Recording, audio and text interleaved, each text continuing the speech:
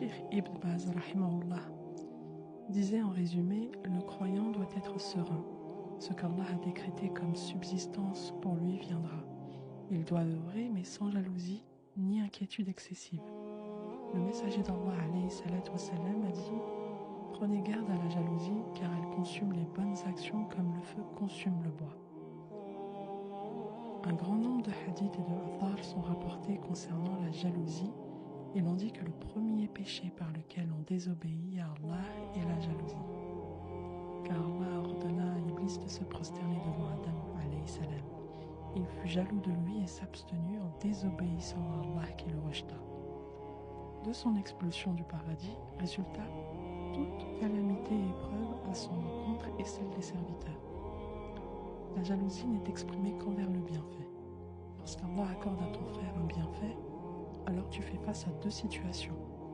L'une d'entre elles implique que tu répugnes ce bienfait et souhaites qu'il lui soit retiré. Dans cette situation, on parle de jalousie. Et la seconde, tu ne souhaites pas que ce bienfait lui soit retiré, ni ne répugnes le fait qu'il lui ait été accordé, et qu'il perdure, cependant tu désirerais la même chose en ta faveur. On parle dans ce cas d'envie.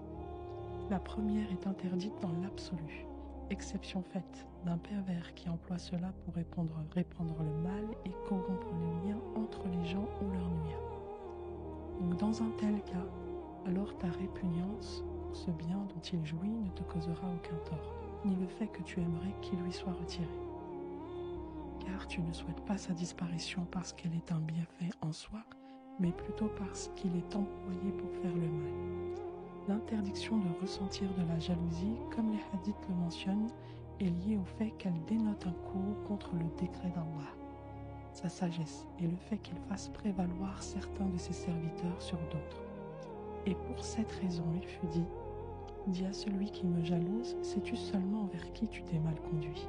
Tu t'es mal comporté envers Allah concernant son décret, parce que tu ne t'es pas satisfait de ce qu'il m'a octroyé. » S'agissant de la même personne jalouse, si lorsque lui vient à l'esprit des sentiments de jalousie, elle les repousse et combat son âme afin de s'en défaire, alors elle ne prendra pas de péché.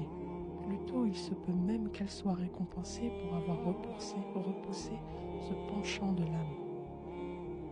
Ne compare pas ton chapitre 2 au chapitre 20 de quelqu'un d'autre, et la jalousie commence toujours là où la gratitude s'arrête. Et pour terminer, on a demandé à El Hassan el-Basri, le croyant peut-il être jaloux ?